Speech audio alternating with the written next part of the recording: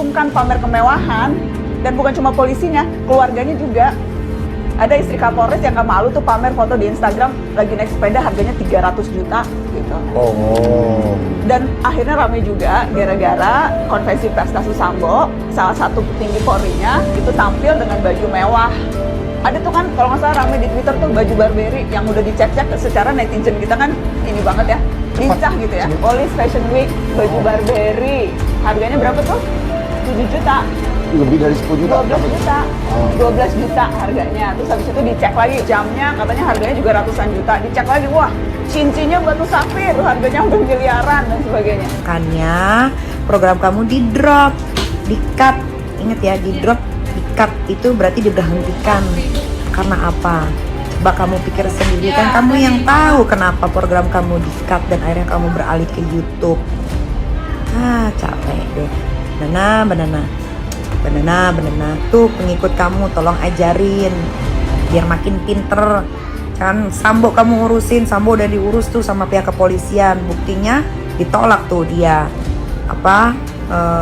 kasasinya atau apanya. Ini gue nggak ngikutin, soalnya gue nggak kenal Sambo yang kenal sama gue, kan gue artis. Jangan mau ditakut-takutin sama pasal. Kita bisa baca dan belajar mengenai pasal, kata Nana. Oke, yuk Nana, kita baca Undang-Undang 45 Pasal 27 Ayat 1. Segala warga negara bersamaan kedudukannya di dalam hukum dan pemerintahan, dan wajib menjunjung hukum dan pemerintahan itu dengan tidak ada kecualinya. Tidak kecuali juga dengan Novel Baswedan. Pada saat dia menjadi seorang penyelidik di Bengkulu, bagaimana orang melakukan penyelidikan terhadap kasus pencurian burung walet, orang disuruh tengkurap di pantai, tengah malam, dilindas, pakai mobil, dijedor. Satu nyawa melayang, satu orang cacat seumur hidup sampai saat ini kakinya pincang. Bagaimana dengan Undang-Undang 45 Pasal 27 Ayat 1? Jangan pasal kau mainkan hanya karena sama-sama darah keturunan. Itu cuma keturunan. Makanya orang-orang kita suka dibilang onta. Karena ada orang-orang kayak lo, cuma gara-gara sama keturunan, terus lo belain dosa orang lain, lo angkat-angkat. Ingat Nana, pasal 27 ayat 1. Sama, tanpa ada kecualinya. Enak aja pengacaranya bilang tuh kasus sudah selesai karena belum ada, karena kurang barang bukti. Najwa Shihab sempat trending beberapa hari di media sosial Twitter. Saat dilihat lebih dalam, tagar ini membahas sang jurnalis Najwa Shihab yang belakangan ini tengah dibicarakan oleh banyak orang, khususnya para buzzer. Teman-teman, hari-hari ini di tengah tsunami informasi dan virus dusta yang meracuni udara, saya percaya salah satu tugas jurnalisme adalah menggaungkan suara publik. Sesederhana itu sebetulnya yang saya lakukan dan dilakukan oleh begitu banyak jurnalis lain. Menyuarakan apa yang kami anggap penting, yang semuanya harus berani dibicarakan secara bersama-sama hari ini. Dan dalam upaya untuk membicarakan kebenaran, selalu ada usaha untuk merobohkan nyali lewat intimidasi, beragam intimidasi, macam-macam bentuk intimidasinya.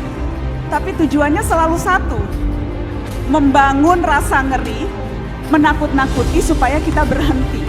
Dan siapapun bisa mengalami itu, termasuk teman-teman yang hadir malam ini di sini, teman-teman yang berdiri di panggung ini.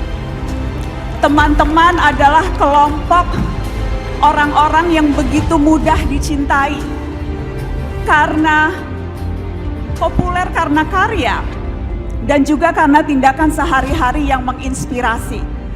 Dan inspiratif sebetulnya itu artinya punya daya tular. Karenanya mari rapatkan barisan teman-teman. Mari saling menularkan nyali, memperjuangkan nilai integritas, toleransi, pentingnya partisipasi, nilai-nilai yang kita percaya sama-sama di narasi. Supaya selalu ada orang-orang di luar sana yang juga menolak berhenti dan terus berani. Usut punya usut, banyak orang yang meninggalkan komentar atas unggahan akun Kurawa yang menyenggol Najwa Shihab karena pembawaannya yang kritis dan tegas. Akun ini membuat kicauan yang mengatakan Najwa Shihab mempunyai kelemahan saat tampil di depan layar atau berhadapan dengan pejabat.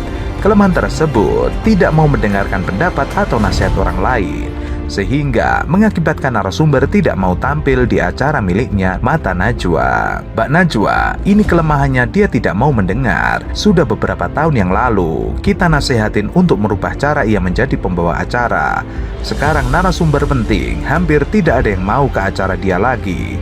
Semua diambil habis sama Deddy Corbuzier, orang-orang sekelilingnya yang merusak.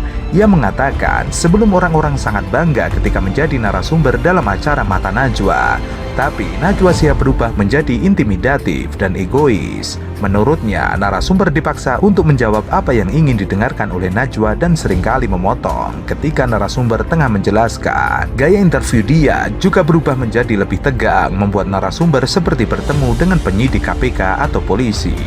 Ia mengatakan bahwa presenter dan jurnalis itu memiliki kesimpulan bahwa sebelum acara dimulai. Gilanya lagi, Najwa sudah punya kesimpulan sebelum acara. Jurnalis itu tidak harus dengan muka tegang dan sangat serius. Najwa kehilangan semuanya, sekali lagi dia batu. Ia kemudian membandingkan dengan podcast milik Deddy Corbuzier yang jauh lebih santai sehingga bisa membuat salah seorang narasumber tertawa riang. Sebuah hal yang kata Kurawa mustahil terjadi di acara Najwa Shihab. Menurutnya, Deddy bisa mengeksplorasi pertanyaan sensitif dengan gimmick dan muka yang lugu. Ternyata tweet itu mendapat sanggahan dari banyak orang. Salah satunya adalah mantan Menteri Kelautan dan Perikanan, Susi Pujiastuti. Susi mengatakan bahwa Nana adalah seorang profesional dan profesinya yang sangat mencintai, konsisten, pasionet, dan berdedikasi dengan semua prinsipnya. Ada itu ada apa dan kenapa? Najwa Shihab adalah seorang profesional di profesinya. Seseorang disebut profesional dalam profesinya adalah dia mencintai, konsisten, pasionet, memberikan dedikasi dengan semua prinsip dan integritasnya. Sebagai sesama wanita, I stand for Najwa.